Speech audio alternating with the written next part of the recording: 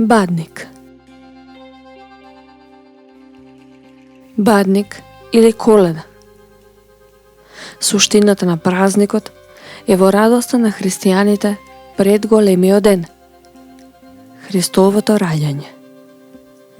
Истовремено, со овој ден завршуваат и божичните пости. Зборот бадник веројатно доаѓа од старословенски да бидеш буден. Таа ноќ, како што запишал Шапкарев, сите домашни луѓе не заспиваат, туку преноќеваат будни, та од тоа се гледа дека таа ноќ е наречена бадник или будник. И многумина други истражувачи на овие обичаи сметаат дека името на овој ден доаѓа од бдеењето и будноста покрај обредниот оган.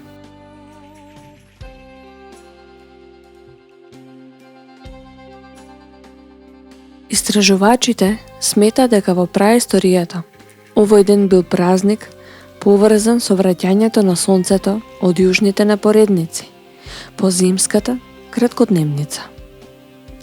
Раѓањето на новото сонце значело и раѓање или обнова на животот. Подоцна, христијанската црква го презела овој празник и символично го поврзала со Христосовото раѓање. На прекорот дека христијаните започнале да го празнуваат денот на сонцето, исто како и паганите, Свети Августин одговорил: ние го празнуваме не како неверниците поради сонцето, туку поради оној што го создал сонцето. Обредните елементи и действијата кои што се поврзани со бадникот и Божиќот представуваат најбогат извор за севкупната согледба на старословенската митолошка мисла и нивното истражување поттикнува на заклучок дека тоа е празник кој во основа ги задржал впечатливите и најзначајните елементи на паганската мисла на словенските народи. Обредните действија и елементи за нивното исполнување кај јужните Словени се со огромна разноликост, во зависност од подрачје, но во основа се сведуваат на многу слични обреди наследени од древните предци: сечење бадник, неговото внесување и палење во домот, подготовка на обреден леб кој го сретнуваме под различни имиња: поскура, чесница, кравајче, погача, и кој во речиси сите краишта се прави со паричка.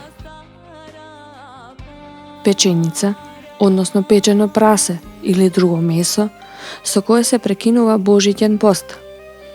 Живописни ритуали кои слават семејство, култ на огништето, култ на предоци и доаѓање на новото божество. Според различни истражувачи, Божиќ се врзува за две старословенски божества – Сварог и Световид.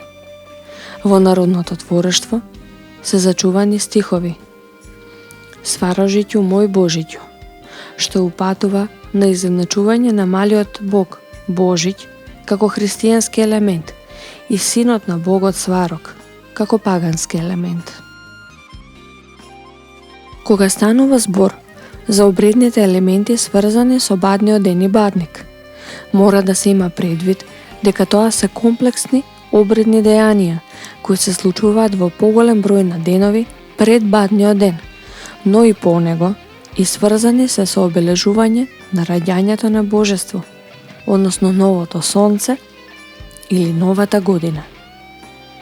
Самото најавување на доаѓање на новото божество започнува на Свети Игнат.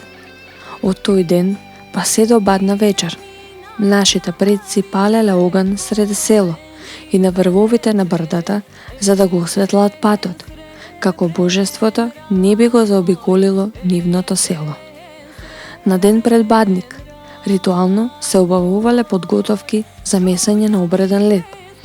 Се користело брашно, кое тогаш се мелело од првиот страк на пченицата, кој што се нарекувал Божја бреда и се чувал поврзан со црвени конци.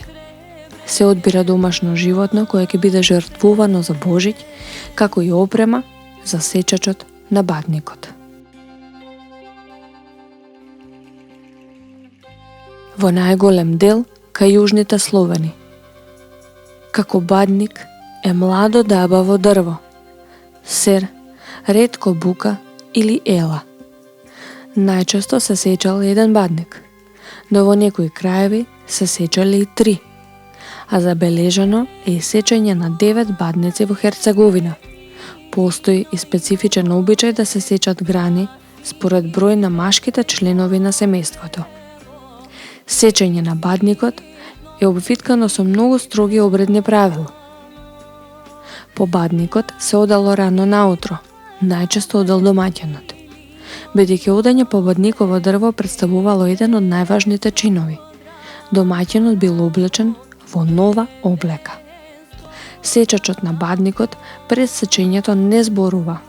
Кон бадникот пристапува со поздрав и обраќање со кое го побратими или велича бадникот.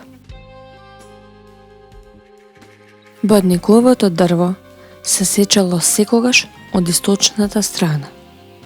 При сечење се земал и првиот ивар, на кој му се придавале посебни антропејни моќи. Секирата со која се сечал бадникот се поземала во ракавици, а бадникот најчесто се сече со 3 замави. Никогаш не се пресекува, туку се прекршува за пенушката да добие форма на Божја брада или брада од дедо. На пенушката се оставаат подароци, како лепче, вино, везени чорапи и слично.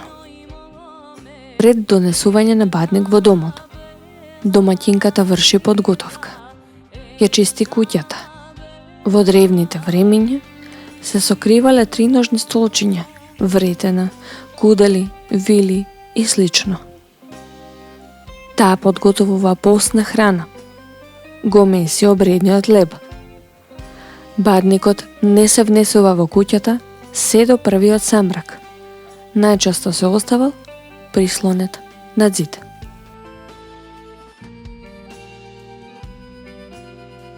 Внесувањето на бадникот е проследено со обредно внесување на сламата и сито, кое е наполнето со сите видови на жита, како и со суви овошја со кои се посипувал бадникот, а потоа со ситото се ставало на трпезата или до огништето. При внесување на бадникот, домаќинот ги поздравува домашните, а тие го поздравуваат бадникот со благослови. Одејќи со сламата низ куќата, домаќинот ја имитирал квачката, а домашните го следеле со ономатопеја на пилињата. На тој начин се барала поддршка од надприродните сили за благосостојба и плодност. По вечерата, бадникот се ставал во огниште да гори.